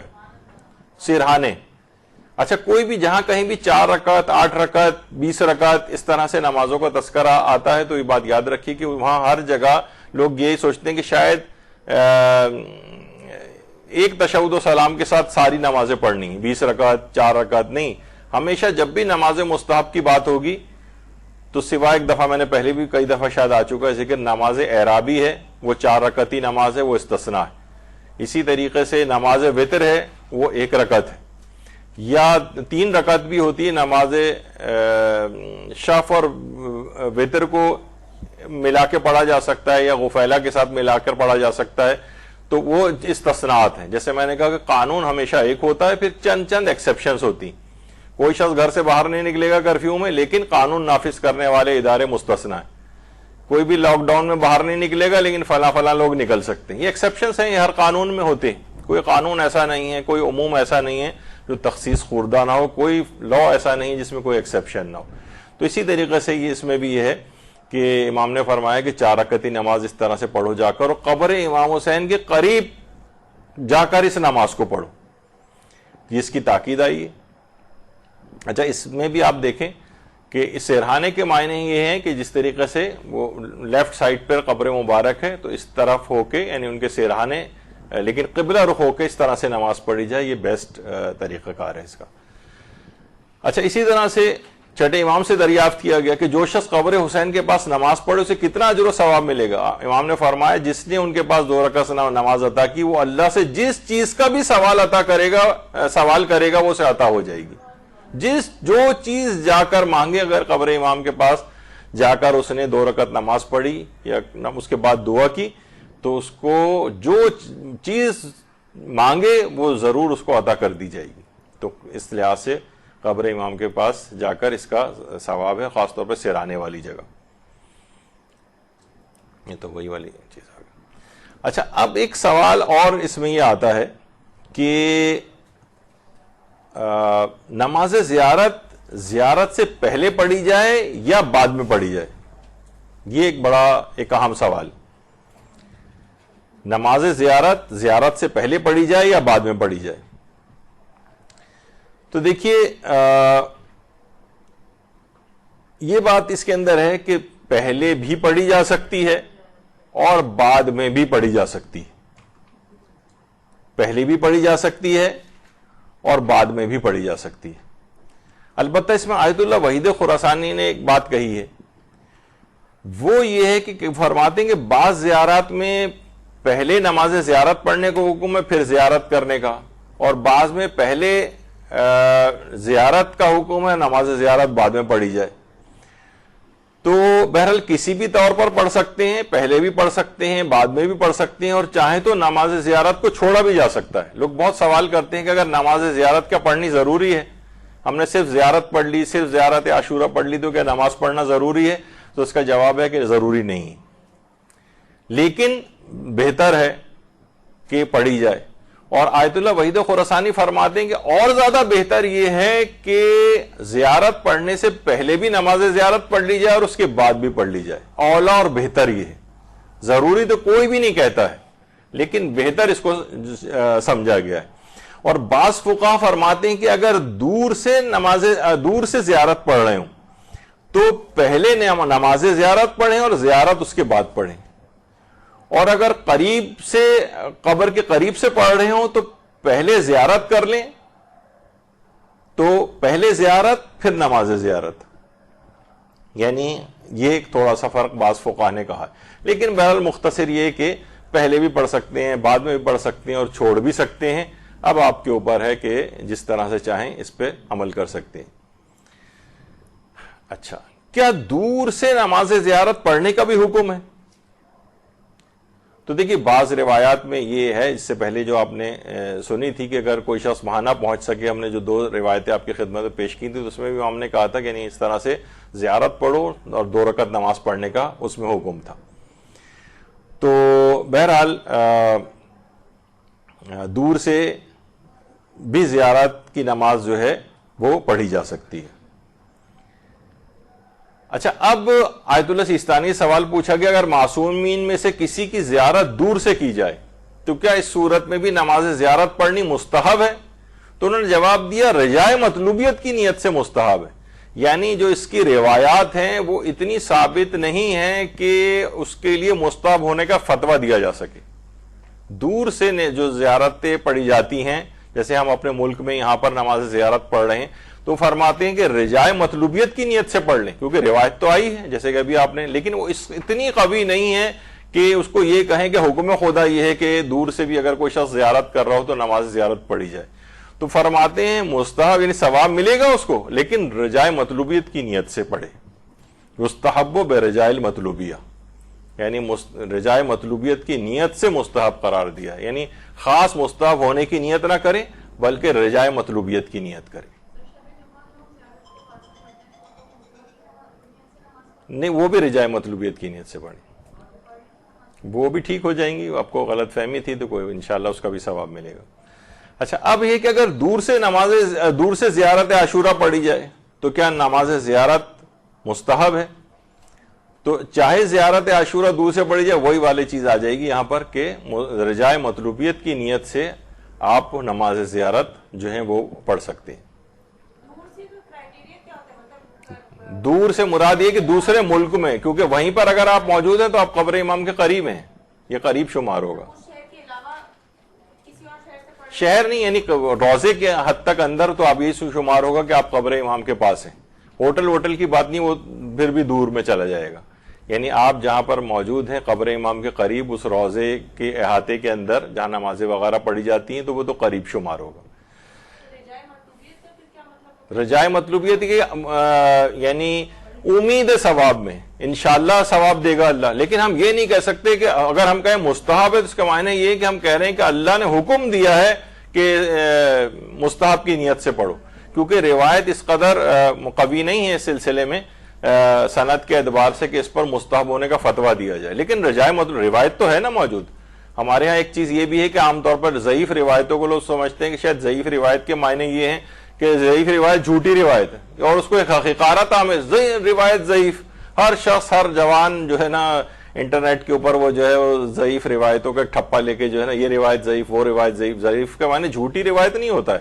ضعیف پہ علماء نے فتوے دیے ہیں. رسالہ عملیہ آپ کے ضعیف روایتوں کے مستحبات سے بھرے ہوئے ہیں اور وہ مراجع حتیٰ کہ خود ہمارے استاد محترم فرماتے ہیں کہ بہت سے میں ان کی چیزوں کا ذکر بھی نہیں کروں گا. نماز میں کتنی ہی رائج چیزیں ایسی ہیں جو ضعیف روایت سے ثابت ہیں جو آپ سمیت تمام بڑے بڑے علماء تک ان کے اوپر عمل کرتے ہیں. لیکن ایسا نہ ہو کہ بتانے سے آپ کا اور استخفاف ہو جائے, آپ کہیں گے اچھا یہ تو ضعیف روایت ہے تو چلو چھوڑو اس کو, ثواب سے بھی آپ محروم ہو جائیں. تو کتنی نماز کے اندر ایسی چیزیں ہیں کہ جو کہ ضعیف روایت سے ہیں, لیکن ضعیف روایت جھوٹی روایت نہیں ہوتی, تو اس کے اوپر عمل کیا جا سکتا ہے. اسی طریقے سے میں بیچ میں بات آ رہی, بہت سارے تاریخی واقعات بھی ہوتے ہیں.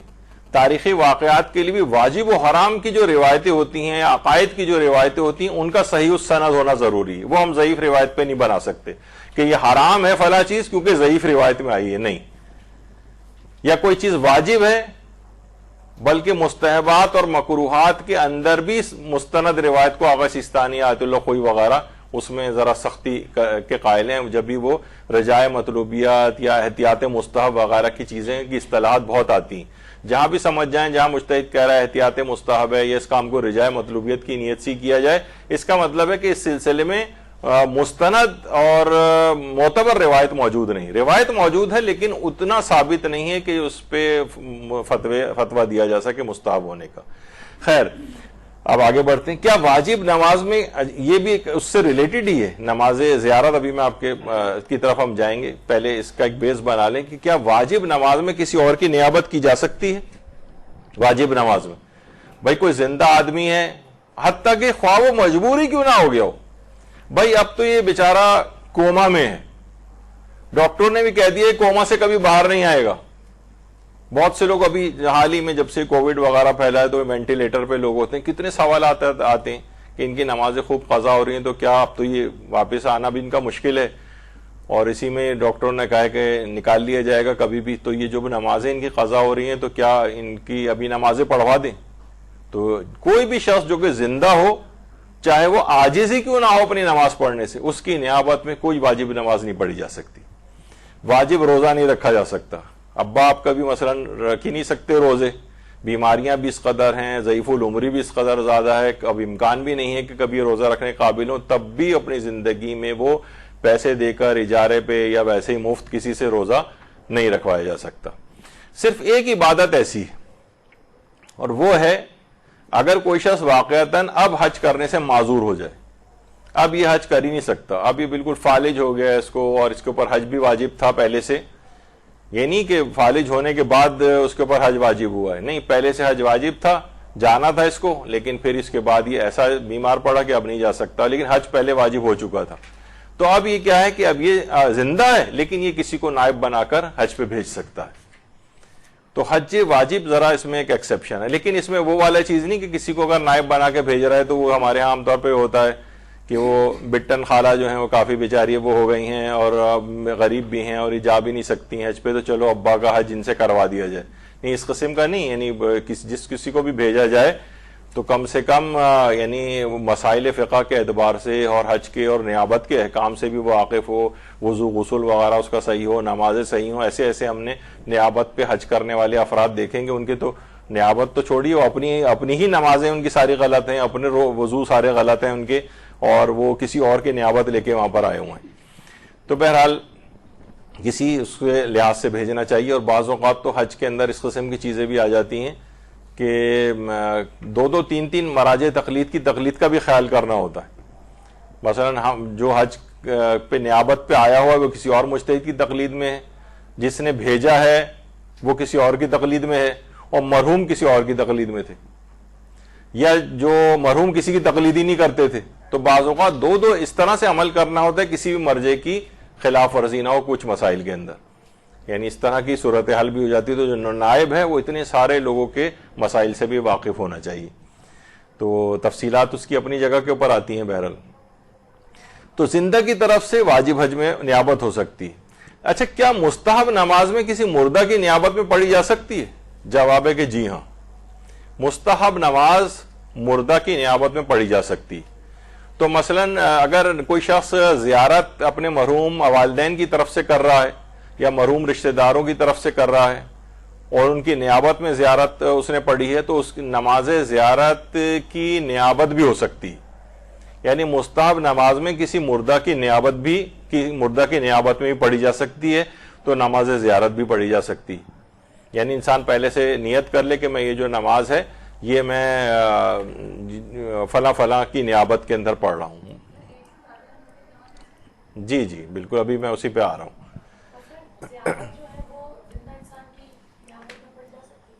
ہاں وہ ابھی آ رہا ہے نا، جیسے ابھی تو اس میں اب آ گیا کہ کیا ایک ہی زیارت و نماز کو مختلف لوگوں کی نیابت میں پڑھا جا سکتا ہے. یعنی ایک ہی زیارت ہے اور نماز زیارت، لیکن ہم نے بہت سارے پورے گروپ ہے. دیکھیے ہمارے ایک چیز ایک اور بھی پتہ نہیں ابھی فی الحال شاید اتنی رائج نہیں ہوئی. لوگ کہتے ہیں میرے پاس اتنے پیسے ہوں گے تو میں زیارت کے لیے جاؤں گا. بعض اوقات یہ بھی ہو سکتا ہے کہ بہت سارے افراد مل کے ایک زیارت کے پیسے ایک پول بنا لیں، جمع کریں اور کسی ایک شخص کو اپنے نیابت میں زیارت پہ بھیج دیں. اب یہ کیا ہوگا، یہ سب لوگوں کی طرف سے نائب بن کر آیا ہے. یہ جو زیارت کرے گا اس کا ثواب سب کو ملے گا، اور یہ جو نماز زیارت پڑھے گا سب کی نیابت میں پڑھے گا. یعنی ایک پورے گروپ کی طرف سے بھی ایک شخص نیابت کر سکتا ہے. تو زیارت اور اس کی نماز. اچھا اس میں بھی ایک اور چیز بہتر ہے کہ بیان کر دی جائے کہ جو عام مستحبات جتنے ہیں اس میں نیابت بھی ہو سکتی ہے اور ہدیہ بھی کیا جا سکتا ہے. دیکھیے ایک تو ہوتی ہے نیابت کہ میں فلاں کی طرف سے یہ نیک عمل کر رہا ہوں، یہ نیابت ہو گئی. اور ایک ہوتا ہے ہدیہ کہ عمل تو ہم نے خود ہی کیا ہے اپنا، لیکن اس کے بعد ثواب ہدیہ کر دیا فلاں کو. یہ دونوں چیزیں بالکل جائز ہیں، زندہ کی طرف سے بھی ہو سکتی ہیں، مردہ کی طرف سے بھی ہو سکتی ہیں. مردہ کی طرف سے مستحبات کی تمام نیابت ہو سکتی ہے، اور واجب میں بھی نیابت ہو سکتی ہے کہ مثلا اپنے مرحوم والدین کی جو نماز پڑھ رہے ہیں وہ نیابت میں پڑھ رہے ہیں، ان کی طرف سے پڑھ رہے ہیں، اور بعض اوقات اجارہ لے کر بھی پڑھوائی جاتی ہے.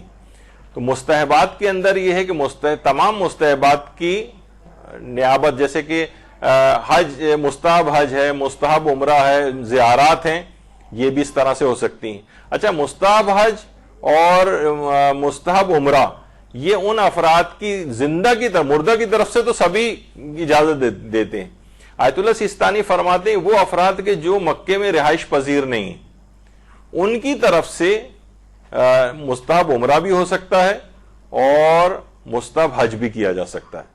اور زیارات تو تمام زندہ و مردہ سب کی طرف سے کی جا سکتی ہیں، چاہے وہ وہیں پر موجود ہی کیوں نہ ہو. مثلا ہم عراقی میں مثلا ہمارے والدین موجود ہیں، کربلا میں چاہے موجود ہیں، ہم نے کہا اب میں جو زیارت قبر امام کے لیے جا رہا ہوں میں اپنے زندہ والدین کی طرف سے جا رہا ہوں. بالکل جائز ہے، نماز زیارت بھی اس لحاظ سے پڑھی جا سکتی ہے. اب پھر ایک دماغ میں آتا ہے کہ کیا کہیں ثواب تو کم نہیں ہو جاتا؟ بہت سے لوگ کہتے ہیں اگر ہم نیابت کریں گے یا مثلا کسی کو اپنا ثواب ہدیہ کریں گے تو ہمارا ثواب ختم ہو جائے گا. نہیں، بلکہ آپ کا ثواب بڑھ جائے گا. الٹا ہوتا ہے. یعنی دماغ میں لوگ سوچتے ہیں کہ اگر ہم نے زیارت کا ثواب ہدیہ کر دیا تو ہمارے پاس تو کچھ بچے گا ہی نہیں. جناب آپ کا تو دوگنا ہو جائے گا، چوگنا ہو جائے گا، 10 گنا ہو جائے گا، پتہ نہیں کتنے گنا ہو جائے گا.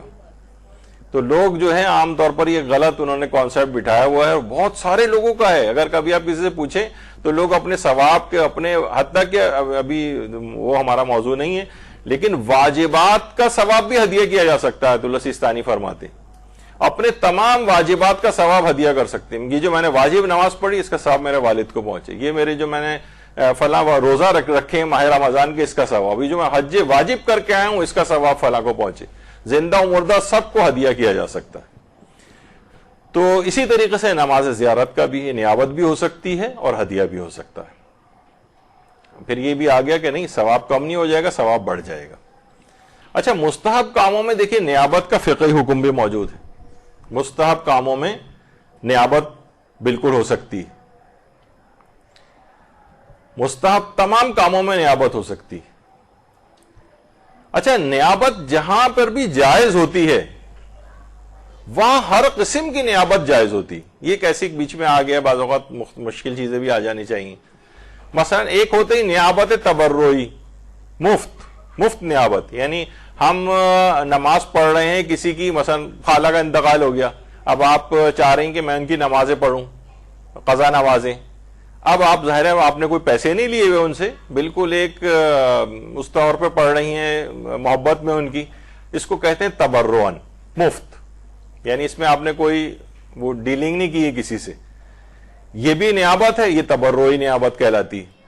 اور ایک نیابت ہوتی اجارے والی, یعنی ہم پیسے لے کر نماز پڑھ رہے ہیں کسی کی. البتہ وہ ضرور ہے کہ میں بار بار اس کا وہ کرتا ہوں کہ جو بھی اجارے پہ جن سے بھی پڑھوائے جائیں ان کو صحیح طور پر مسائل کا علم بھی ہونا چاہیے.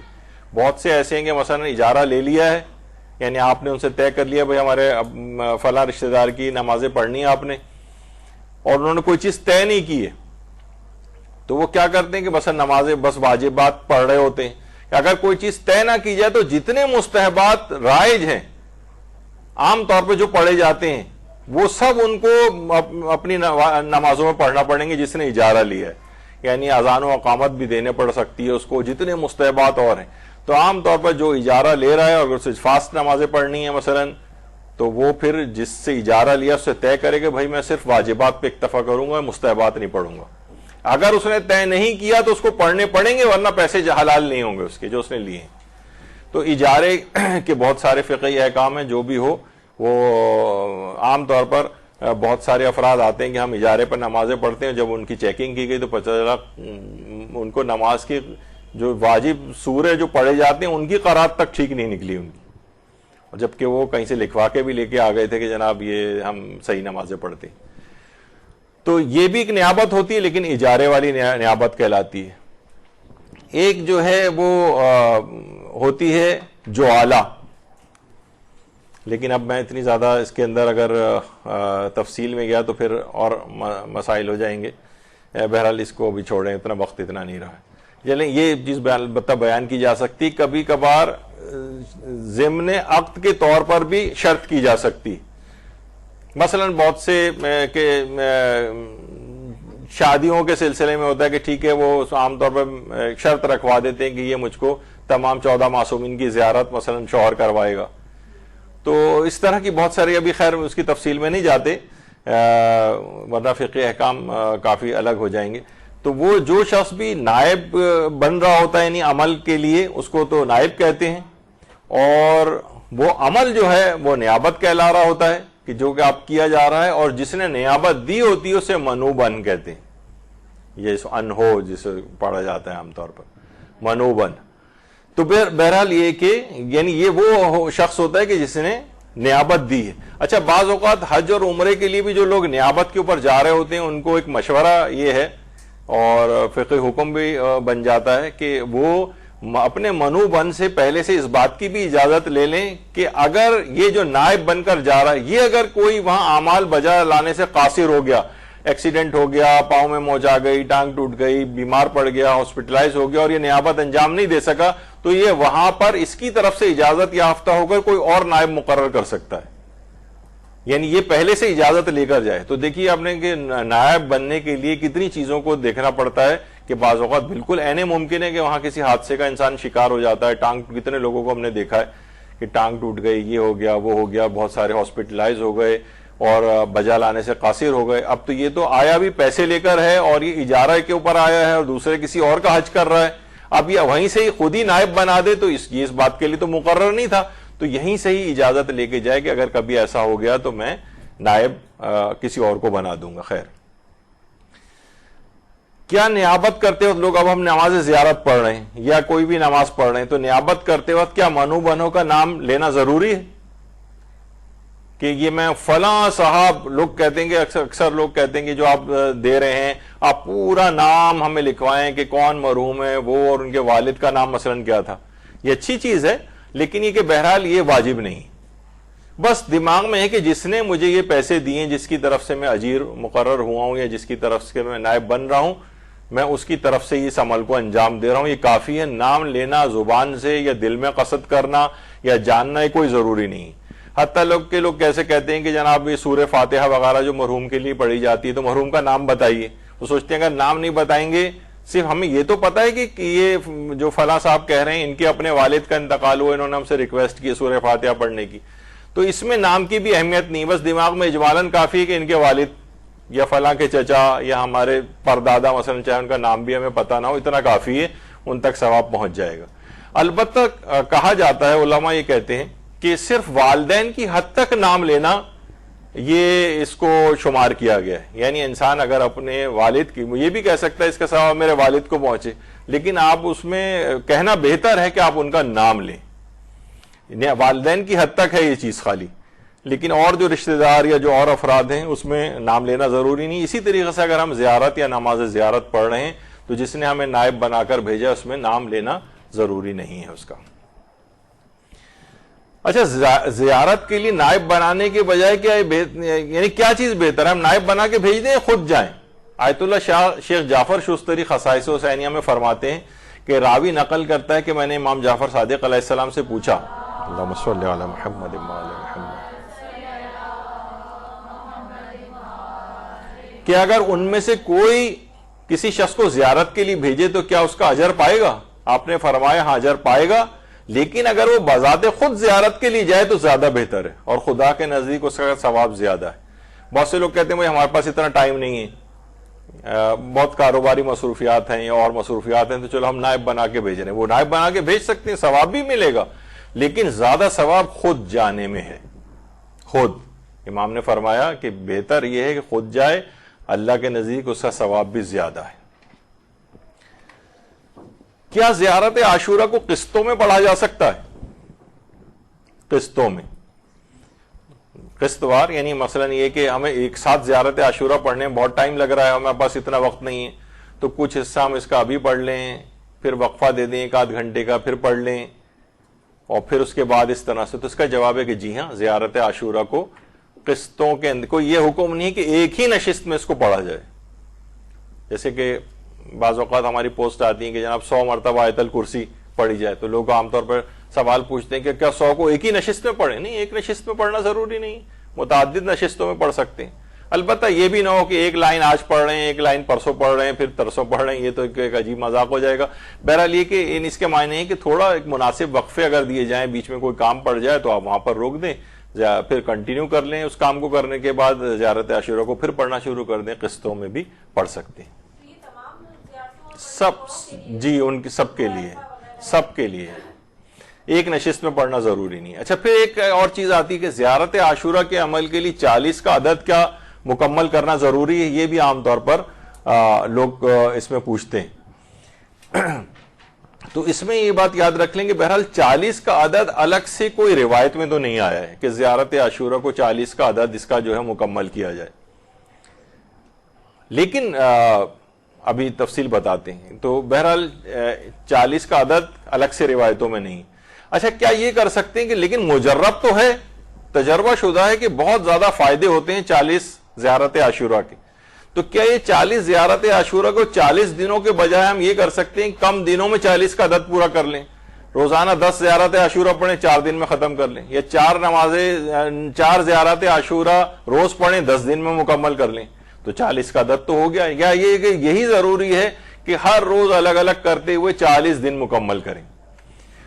تو بہرحال یہ کہ کوئی شرعی طور پر تو نہیں ہے, تو یہ پہلے بھی مکمل کر سکتے ہیں اور کم دنوں میں بھی عدد مکمل ہو سکتا ہے. لیکن اگر کوئی خاص ایسا عمل ہے جس میں 40 دنوں ہی کی شرط لگائی گئی ہو تو پھر ظاہر ہے کہ اس کے مطابق ہی عمل کیا جائے. لیکن اصلاً شریعت میں ایسا کچھ نہیں ہے کہ 40 دنوں پر ہی وہ محیط ہو, آپ کم تر دنوں میں بھی اس عدد کو مکمل کر سکتے ہیں. جی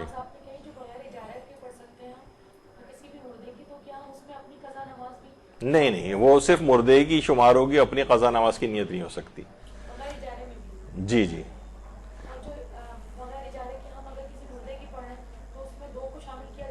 نہیں, وہ بھی ایک ہی پڑھی جائے. بس یہ نہیں کر سکتے کہ یہ قضا نماز جو ہم پڑھ رہے ہیں ابا کی بھی پڑھ رہے ہیں, اماں مرحومہ کی بھی پڑھ رہے ہیں, نہیں, یہ نہیں ہو سکتا. ایک کی ایک کے لیے ہی پڑھی جائے گی جو قضا واجبات ہیں. ہاں مستحبات میں ہو سکتا ہے کہ یہ جو 2 رکعت نماز پڑھ رہے ہیں یہ ہم اپنے مرحوم والدین بلکہ جتنے اب تک گزر چکے ہیں آبا و اجداد ان کے لیے پڑھ رہے ہیں، اس میں ہو سکتا ہے، لیکن یہ جو واجب قضا نمازیں ہیں یا واجب قضا روزے ہیں ان میں نہیں ہو سکتا، یہ ایک کے بدلے ایک ہی ہوں گے. خیر ابھی آگے چلتے ہیں. کیا 40 دن زیارت عاشورہ کے عمل کے لیے کوئی نص موجود ہے؟ تو جواب یہ ہے کہ نص تو موجود نہیں. نص کہتے ہیں واضح حدیث یا قرآنی آیت کو، لیکن بہرحال یہ کہ عرفاء کی بڑی تاکیدات ہیں اور بڑے تجربات ہیں 40 کی عدد میں، بہت تاکیدات ہیں. مثلا محدث نوری مرزا نوری کے نام سے جو مشہور ہے، یہ تو فرماتے تھے کہ بہت تجربے شدہ بات ہے یہ کہ مداومت اگر کوئی کرے، جیسے 40 کے عدد پہ بھی مداومت کر لے، مداومت کے ویسے معنی مسلسل پڑھنا مسلسل پڑھنا، تو وہ فرماتے ہیں کہ حاجات کی قبولیت کے لیے، مقاصد کے حصول کے لیے اور دشمنوں سے حفاظت کے لیے اس کی کوئی نظیر موجود نہیں ہے. اس قدر مجرب ہے زیارت عاشورہ کا عمل کہ اگر کوئی شخص اسے مسلسل پڑھے سب حاجتیں پوری ہوتی جائیں گی، تمام مقاصد میں کامیابی ہوگی اور دشمنوں سے علی الخصوص حفاظت رہے گی. محدث نوری فرماتے تھے. اسی طریقے سے آیت اللہ عبداللہ ماموقانی اپنی اس میں میرۃ الکمال میں فرماتے ہیں 40 دن کو نماز زیارت عاشورہ پڑھنے کی انہوں نے بہت تاکید کی. کہہ رہے ہیں حاجات کی قبولیت کے لیے بہت ہی زیادہ مجرب ہے 40 کا عدد. ہم کہہ رہے تھے نا کہ اس میں کوئی نص تو موجود نہیں ہے، لیکن عرفاء کی بڑی تاکیدات ہیں کہ زیارت عاشورہ 40 دنوں تک پڑھی جائے. اسی طریقے سے یہ ان کی میرۃ الکمال ہے جس کے اندر انہوں نے بات لکھی کہ 40 کا عدد بڑی خصوصیت کا حامل ہے زیارت عاشورہ کے سلسلے میں. اسی طریقے سے آغا نستاکی نائینی ان کی کتاب ہے گوہر شب چراغ، اس میں بھی انہوں نے 40 کا عدد مکمل کرنے کو زیارت عاشورہ کی بڑی تاکید کی ہے. تو بہرحال اس لحاظ سے 40 کے عدد کو جو ہے وہ مکمل کیا جائے. یہ آیت اللہ نائینی وہ فقی نہیں ہے جو کہ آیت اللہ خوئی کے اساتذہ وغیرہ کے اندر سے گزرے ہیں. آیت اللہ نائینی وہ والے آیت اللہ نائینی نہیں بلکہ نستاکی نائینی یہ دوسرے، یعنی یہ عملیات کے مشہور ہیں عالم. اچھا اس قدر یہ اس سلسلے میں یہ ہے بات کہ اس کی اس قدر حیرت انگیز فضائل ہیں زیارت عاشورہ کے کہ آیت اللہ مرزا ابو الفضل ثقفی تہرانی فرماتے تھے کہ زیارت عاشورہ حاجت روائی دنیاوی و اخروی کی برکات کے حوالے سے اس قدر حیرت انگیز خواص پر مشتمل ہے کہ جن کو شمار ہی نہیں کیا جا سکتا. واقعی کوئی اس کا تجربہ کر کے دیکھے تو زیارت عاشورہ کی اس لحاظ سے بڑی اس لحاظ سے تاکید آئی ہے. اور بہت سی روایات میں تو امام نے یہ تک فرمایا ہے کہ 2 رکعت نماز کے بعد پڑھے تو اس کا اس قدر ثواب ہے کہ 10 لاکھ گناہ اس کے معاف کیے جاتے ہیں اور بہشت میں 10 لاکھ درجات اس کے بلند کیے جاتے ہیں. اور اس شخص کی مانند امام حسین کی رکاب میں شہادت کے عظیم مقام پہ فائز ہوا ہو اور ان کے درجات میں شریک ہوگا اور ان کے تمام افراد کے ثواب میں شریک ہوگا جنہوں نے وقت شہادت امام حسین کی زیارت کی. تو یہ زیارت عاشورہ کی بہت زیادہ اس لحاظ سے فضیلت ہے. اور آیت اللہ شیخ جواد تبریزی فرماتے ہیں کہ زیارت عاشورہ کی فضیلت کے لیے بات بہت کافی ہے کہ ہمارے اتنے بڑے بڑے علماء ابن قولوہ اور شیخ طوسی اور مشہدی ابن طاؤس علامہ ہلی شہید اول یہ صدیوں سے زیارت عاشورہ کو نقل کرتے آ رہے ہیں. جی اس کو بھی بہتر ہے کہ اس کو بھی پڑھا جائے. اصل میں اردو میں صرف اردو پڑھنے کا ثواب ملے گا. عام طور پر یہ کہ جو روایات کے اندر آئی ہیں وہ چیزیں معصورہ ہیں اور ان کو عربی میں پڑھنے کا ثواب زیادہ ہے. علقمہ کو اگر اردو میں پڑھیں گے تو اردو پڑھنے کا ثواب ملے گا، دعائے علقمہ کا نہیں ملے گا، لیکن پڑھائی جا سکتی ہے بہرحال کیونکہ واجب بات والی تو کوئی چیز نہیں ہے. نہیں تو عربی میں پڑھیں اس کے بعد اردو میں پڑھ لیں. اچھا سید احمد رشتی ایک دفعہ سفر حج پر ایک مرتبہ فرماتے ہیں کہ امام زمانہ علیہ السلام سے زیارت اللہم صلی علی محمد وعلی محمد مشرف ہو تو امام زمانہ نے فرمایا کہ تم نافلہ کیوں نہیں پڑھتے ہو، یعنی نماز شب نافلہ نافلہ نافلہ 3 دفعہ کا. پھر کہا تم زیارت عاشورہ نے کیوں نہیں پڑھتے، یعنی کہا عاشورہ عاشورہ عاشورہ یعنی زیارت عاشورہ کیوں نہیں پڑھتے، اور تم جامعہ جامعہ جامعہ یعنی زیارت جامعہ کیوں نہیں پڑھتے. تو امام زمانہ علیہ السلام نے خاص طور پر الگ سے زیارت عاشورہ کو بھی اور زیارت جامعہ اور اس کے ساتھ نماز شب پڑھنے کی بھی بڑی تاکید کی.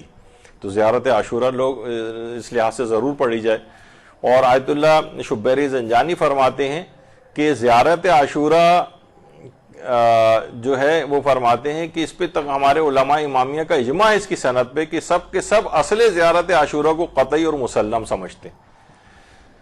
تو بہرحال اور شیخ عباس قمی نے یہاں تک لکھا ہے کہ یہ زیارت عاشورہ اصل میں حدیث قدسی ہے جو خدا کی طرف سے جبریل کے توسط سے رسول اکرم پر نازل ہوئی. اس کو بہت سے علماء حدیث قدسی بھی سمجھتے ہیں. شیخ عباس قمی نے لکھا ہے منتہی الاعمال میں.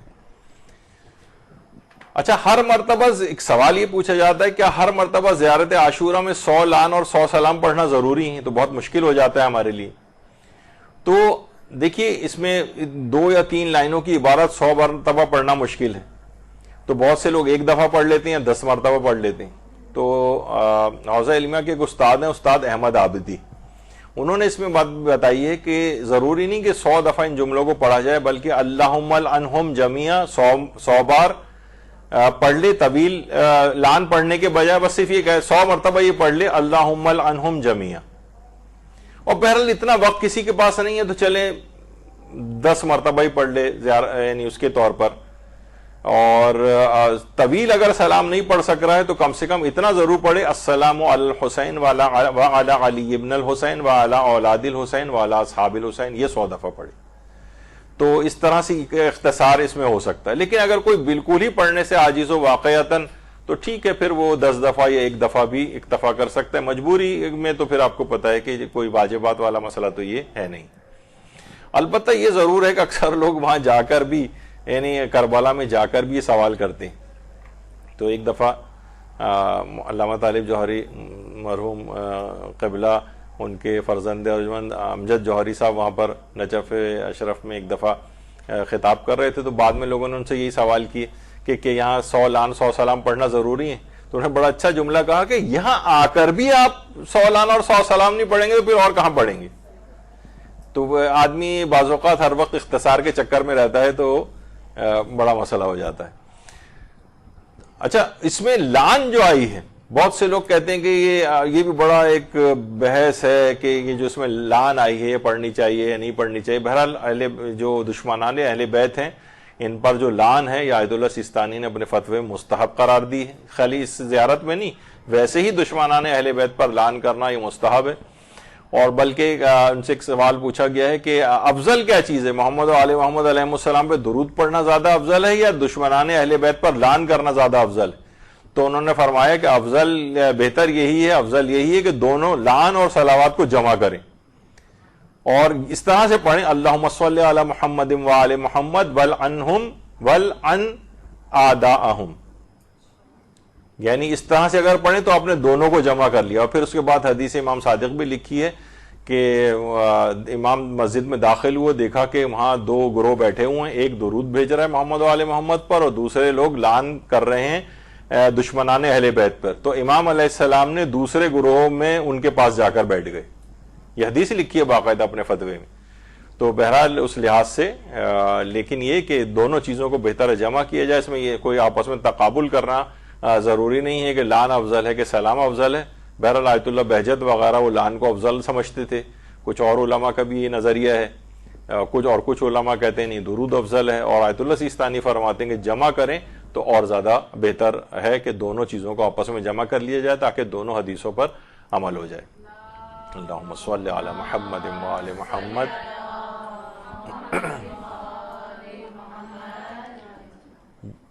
اچھا، اس میں ایک یہ بھی ہے کہ بعض اوقات لعن اگر سب دشمنان اہل بیت کو اللہم لن قتلت آل محمد یہ صرف اتنا بھی اگر کہہ دیا جائے تو سب کو سارے لوگ شامل ہو جائیں گے اس میں.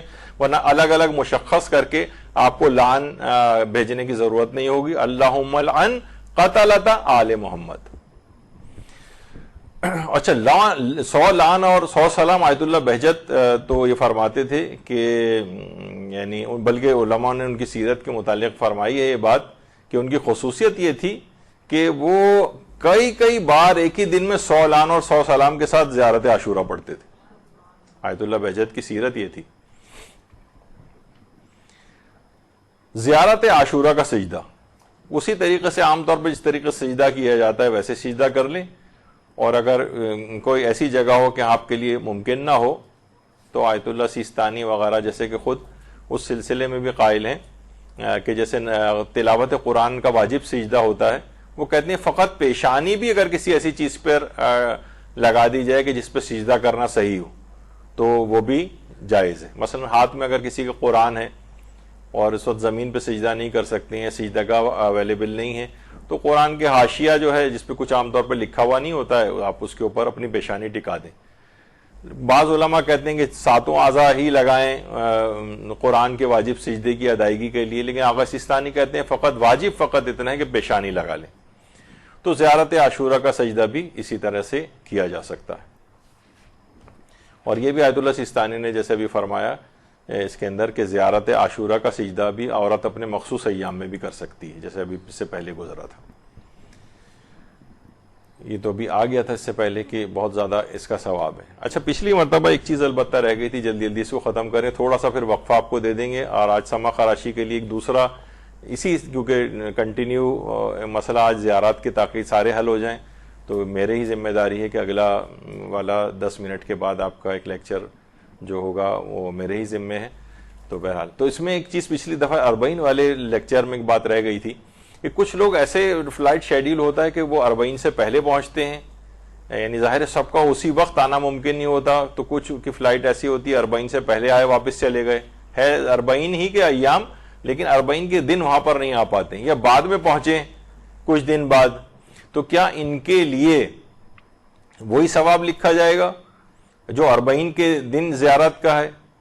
تو یہ آیت اللہ سیستانی سے بھی پوچھا گیا، تو آیت اللہ سیستانی نے فرمایا اس کے لیے زیارت امام حسین تو شمار ہو جائے گی، لیکن ظاہر ہے 40 کے دن کی زیارت شمار نہیں ہوگی۔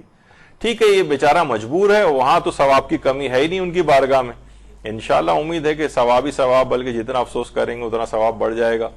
تو لیکن بہرحال جو اصلاً جو حکم ہے وہ یہی ہے کہ ان کے لیے زیارت امام حسین کا ثواب لکھا جائے گا، لیکن 40 والا نہیں لکھا جائے گا۔ البتہ جو اور ہیں آیت اللہ شیخ محمد سند، ان سے بھی یہ سوال پوچھا گیا، تو انہوں نے کہا کہ بعید نہیں ہے کہ وہی 40 کی زیارت کا ثواب لکھا جائے، وہی ثواب شمار ہو، اور پھر دلیل بھی دی ہے اس کی۔ اب اتنا وقت نہیں اس کو پڑھنے کا، لیکن بہرحال علماء میں اس میں اختلاف ہے کہ کیا چیز شمار ہوگی۔ آیت اللہ اسحاق فیاض سے بھی پوچھا گیا، تو انہوں نے بھی کہا کہ امام حسین کی زیارت کا ثواب لکھا جائے گا جو عام دنوں میں زیارت کا ثواب ہے، کیونکہ 40 کے دن بہرحال وہ زیارت نہیں ہوئی ہے۔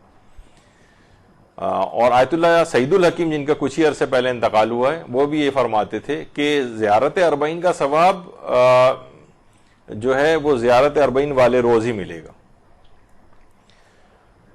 اور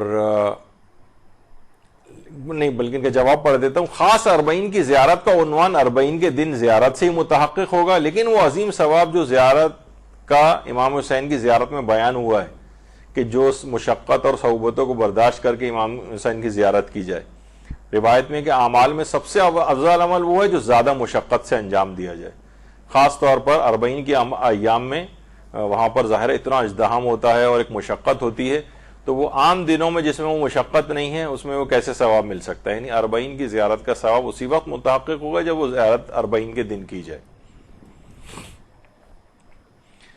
اور بہرحال یہ تو پچھلی دفعہ بیان ہو چکا تھا کہ مسافر کے قصر و تمام کا اب اتنا اس کا وقت نہیں کہ ہم اس کو کریں، تو یہاں پر گفتگو ہماری آج رکتی ہے، اور انشاءاللہ 10 منٹ کا وقفہ آپ کے پاس ہے، دوران پانی وغیرہ پی لیں، تو اس کے بعد اگلی جو کلاس ہوگی وہ 10 منٹ 15 منٹ کے بعد ہم شروع کریں گے، وہ مختصر سی ہوگی لیکن وہ بھی بہت اہم ہے۔